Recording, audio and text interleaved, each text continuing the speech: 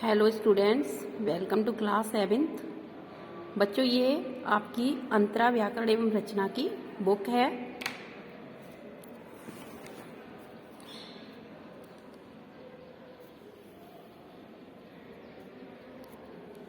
और जैसा कि आपको पता है, इसमें हमने चैप्टर जो हमारा पाठ 1 है, भाषा, बोली, लिपि और व्याकरण, इसको हमने पढ़ा था, समझा था। और इसमें जो अभ्यास है वो मैंने आपको करवा दिया था कि ये अभ्यास हमने पूरा कर लिया था। और उसके बाद हमने अपनी नोटबुक में वर्क स्टार्ट किया था, इसमें मैंने आपको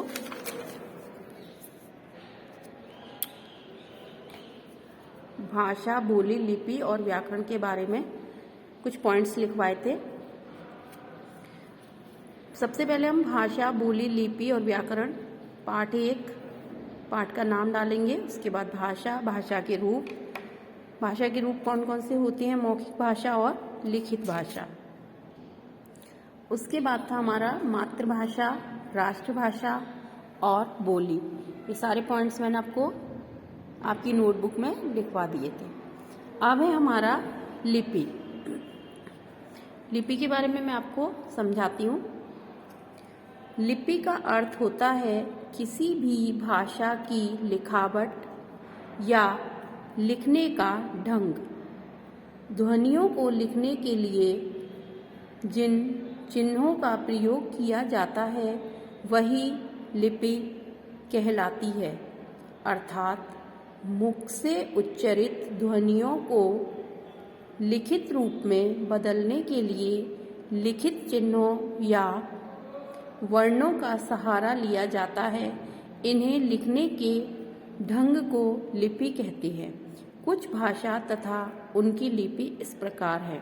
तो बच्चों, आपको समझ में आ गया होगा लिपि किसे कहते हैं। हमारे मुख से हम जो कुछ भी बोल रहे हैं, अभी भी मैं जो कुछ बोल रही हूँ, अगर आप इसको लिखना चाहेंगे तो जब हम हमारे मुंह से कुछ ध्वनियाँ निकल रही है और हम इनको लिखित रूप में लिखेंगे, ठीक है, जब हम इन्हें किसी चीज़ पर लिखेंगे, एक नोटबुक पर लिखेंगे, तो कुछ उसके लिए चिन्ह होते हैं, कुछ वर्ण होते हैं, ठीक है, जिन वर्णों और चिन्हों का सहारा लिया जाता है, जिसके सहारे से हम अपनी बात को लिखते हैं, ठीक है, वो जो लिखने का ढंग होता है उसको लिपि कहते हैं। आप देखिए, भाषा और लिपि। हिंदी देवनागरी, उर्दू फारसी, अंग्रेजी रोमन, मराठी देवनागरी, पंजाबी गुरुमुखी, गुजराती देवनागरी, फ्रांसीसी रोमन, नेपाली देवनागरी। उसके बाद है व्याकरण।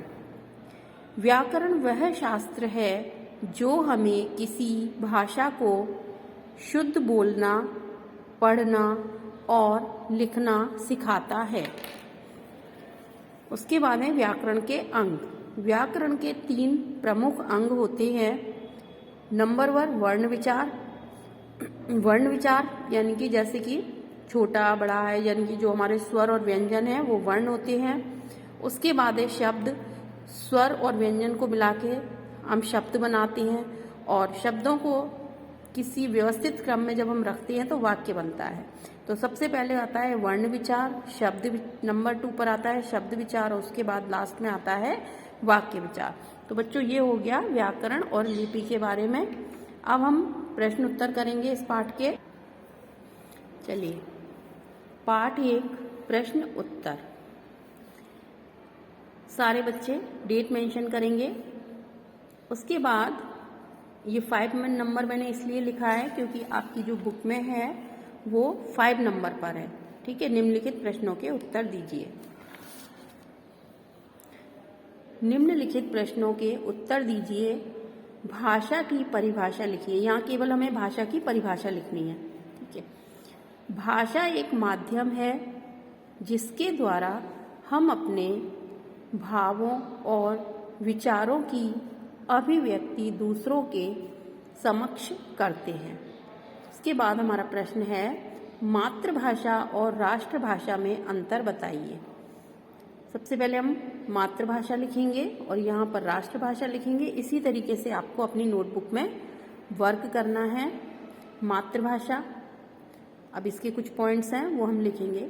मातृभाषा का शाब्दिक अर्थ है माँ की भाषा, जो अपनी माँ से बच्चा सीखता है। राष्ट्रभाषा का जो फर्स्ट पॉइंट है वो ये है, संपूर्ण राष्ट्र में सबसे ज़्यादा प्रयुक्त होने वाली भाषा राष्ट्रभाषा होती है।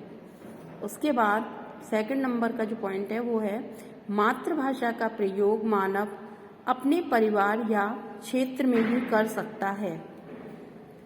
नंबर 2, राष्ट्रभाषा का प्रयोग मानव संपूर्ण राष्ट्र में कर सकता है। नंबर 3, मातृभाषा का क्षेत्र सीमित है, क्योंकि मातृभाषा जो होती है अपने ही क्षेत्र में बोली जाती है, जबकि राष्ट्रभाषा का क्षेत्र व्यापक है। राष्ट्रभाषा जो है वो पूरे देश में बोली जाती है और सब लोग समझते हैं। नंबर 4 पर है, यह व्याकरण सम्मत नहीं होती। जो मातृभाषा है उसमें व्याकरण का कोई मतलब नहीं है, व्याकरण की जरूरत नहीं होती। जैसा हम लोग सब बोलते हैं, क्षेत्र में जिस तरीके से बोली जाती है उसी तरीके से सब बोलते हैं, परंतु राष्ट्रभाषा में व्याकरण का उपयोग होता है। उसके बाद है हमारा प्रश्न, व्याकरण से आप क्या समझते हैं? उत्तर, व्याकरण वह शास्त्र है जो हमें किसी भाषा को शुद्ध बोलना, पढ़ना और लिखना सिखाता है। व्याकरण के प्रमुख 3 अंग हैं, वर्ण विचार, शब्द विचार, वाक्य विचार। उसके बाद हमारा अगला प्रश्न है, लिपि किसे कहते हैं? उत्तर, मुख से उच्चारित ध्वनियों को लिखित रूप में बदलने के लिए लिखित चिन्हों या वर्णों का सहारा लिया जाता है। इन्हें लिखने के ढंग को लिपि कहते हैं। प्रत्येक भाषा की अपनी लिपि होती है। हिंदी की लिपि देवनागरी है। उसके बाद आपका पाठ 1 समाप्त हो गया। सभी बच्चों को इसी तरीके से नीट एंड क्लीन वर्क करना है। सबसे पहले हम अपने नोट्स बनाएंगे इस तरीके से, और उसके बाद हम प्रश्न उत्तर करेंगे।